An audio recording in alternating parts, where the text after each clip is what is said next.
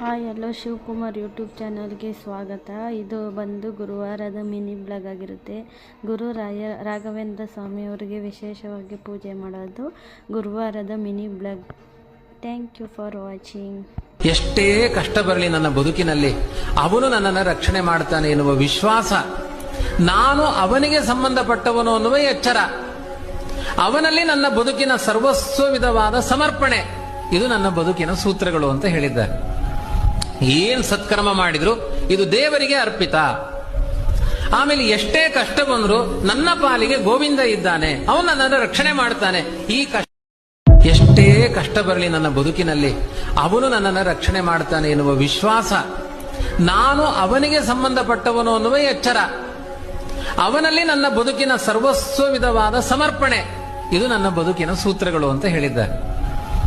ಏನ್ ಸತ್ಕರ್ಮ ಮಾಡಿದ್ರು ಇದು ದೇವರಿಗೆ